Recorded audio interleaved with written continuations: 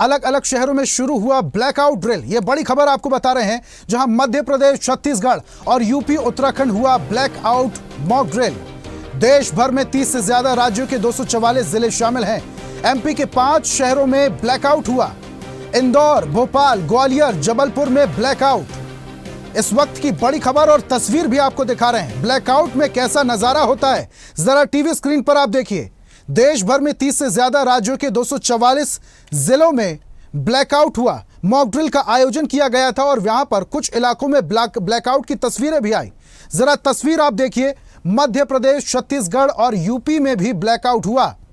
और ज्यादा जानकारी के साथ भोपाल से हमारे विशेष संवाददाता आकाश सेन लाइव जुड़े हैं। सीधा आकाश का रुख करते हैं। आकाश, इंदौर में भी ब्लैकआउट की कुछ तस्वीर अभी देखने को मिली। चेतन हमारे साथ जोड़ेंगे, ज्यादा जानकारी देंगे। आपके पास अभी फिलहाल क्या जानकारी है? भोपाल में क्या भी ब्लैकआउट है और कब तक रहने वाला है? जी बिल्कुल, जिस तरीके से पहले से ही मॉक ड्रिल की जो तैयारियां हैं वो पूरी कर ली गई थी और युद्ध अभ्यास की जो एक तरीके से ये तैयारी है कि किस तरीके से लोगों को जो है युद्ध के दौरान जो है एक्ट करना है। और यही कारण है कि राजधानी भोपाल में भी जो है ब्लैकआउट किया गया है। और तस्वीरें जो हैं आपको साफ तौर पर मेरे कैमरा पर्सन दिखाएंगे भी कि यहाँ पर टोटल ब्लैकआउट है। रोशनपुरा चौराहे पर इस समय मैं मौजूद हूँ और आपको सायरन की आवाज आ रही होगी।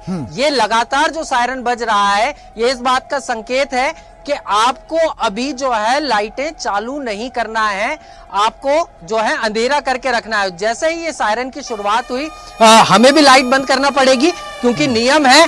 लेकिन मैं आपको पूरा ब्रीफ कर देता हूं कि यहाँ पर जो है चारों तरफ जो है रोशनपुरा चौराहा और आसपास की जो इलाका है पूरी तरीके से इसको जो है ब्लैकआउट किया गया है।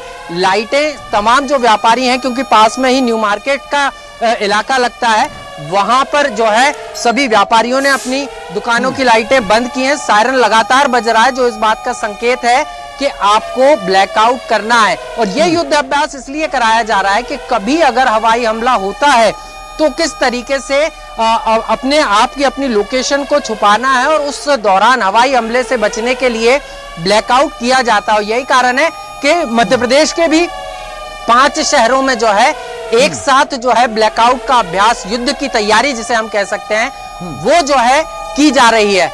और यहाँ पर आपको अभी भी लगातार सायरन की आवाज आएगी। ये अलर्ट करने के लिए लोगों को कि ये एक अलर्ट आ रही है और छुटपुट थोड़ी बहुत लाइट भी दिखाई दे रही है। लेकिन आप जो भी दिखा रहे हैं यहाँ पर बिल्कुल पूरी तरीके से ब्लैकआउट है, कुछ भी दिखाई नहीं दे रहा है। ये संकेत है कि ब्लैकआउट कैसा था। बहुत शुक्रिया आकाश। हमारे साथ ब्यूरो चीफ चेतन सिंह इंदौर से जुड़ चुके हैं। सीधा उनका रुख कर लेते हैं। चेतन, अभी इस वक्त इंदौर में आपकी मौजूदगी कहां पर है और क्या अभी इस वक्त भी ब्लैकआउट है और मॉक ड्रिल को लेकर क्या जानकारी बताइएगा चेतन। रीगल चौराहा, यहाँ पे 24 घंटे अगर बात करी जाए तो ट्रैफिक रहता है। काफी तादाद में लोग निकलते हैं और हो सकता है कभी ट्रैफिक बाधित भी हो जाता है। पर आप देख रहे हैं टोटल ब्लैकआउट कर दिया गया है और हवाई हमले नहीं हो इसी को देखते हुए जब भी कोई हवाई हमला होता है उसी सुरक्षा के मद्देनजर यहाँ पर यह ब्लैकआउट कर दिया। टोटल ब्लैकआउट है क्योंकि आप देख रहे होंगे कि सारी लाइट्स बंद है। आपको कैमरे में मैं भी नहीं दिख रहा हूँ। बिल्कुल बिल्कुल। सबसे बड़ी बात होती है कि जब भी हवाई हमले होते हैं तो कहीं ना कहीं लोगों के घर से जो रोशनियां निकलती है उसी को देखते हुए हवाई हमले से अटैक होते हैं। तो लोगों को अगर हवाई हमले होते हैं इसको सुरक्षा की दृष्टि से लोगों को अपने घर के दरवाजे, खिड़कियां में पर्दे लगाना है। तो आगामी अगर समय ऐसा आता है कि आने वाले समय में युद्ध होता है तो उसके पूर्व कहीं ना कहीं लोगों को यह अभ्यास स्वरूप लोगों को दिखाया जा रहा है, समझाइश दी जा रही है। और अगर बात करी जाए 2 से 3 घंटे पूर्व ये जानकारी हम अपने दर्शकों को दे चुके हैं कि क्यों मॉक ड्रिल और ब्लैकआउट हुआ।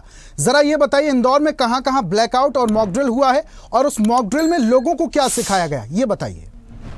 अगर बात कर ली जाए 3 जगह पे ये मॉक ड्रिल हुए और 3 जगहों पे यह बताया गया है कि अगर कहीं पे आगजनी की बड़ी घटना होती है या कहीं मॉल्स में घटना होती है तो किस तरीके से रेस्क्यू कर लोगों को, जो यहाँ पे सेल्फ डिफेंस के जो लोग थे, साथ में यहाँ के अधिकारी थे और साथ में काफी लोग मौजूद थे, उनके साथ में कॉलेज के छात्र, स्कूल के छात्र भी सम्मिलित थे। उनका कहना था कि लोगों को किस तरह से बचाया जाए, रेस्क्यू कर निकाला जाए। अगर कहीं बम फूटता या कहीं आगजनी घटना होती है, अगर किस ले जाया जाए और पास का जो हॉस्पिटल है, अस्पताल है, वहां ले जाया जाए। देखिए सायरन बज चुका है तो कहीं ना कहीं ये ब्लैकआउट है वो समाप्त हो चुका है और अब कहीं ना कहीं ये ट्रैफिक है वो अब चालू होने वाला है। जी बिल्कुल चेतन, देखिए यहाँ पर ब्लैकआउट खत्म हो गया और यहाँ पर जो यातायात था वो भी सुचारू अब दिखाई देने लगा है। बहुत शुक्रिया चेतन, हमारे साथ जुड़ने के लिए, तमाम जानकारियां हम तक साझा करने के लिए। आकाश, आपका भी बहुत बहुत शुक्रिया तमाम जानकारियां हम तक साझा करने के लिए। ताजा खबरों के लिए लाइक, फॉलो और YouTube पर सब्सक्राइब कर बेल आइकन दबाएं। साथ ही ताजा अपडेट्स के लिए swedeshlive.com पर विजिट करें।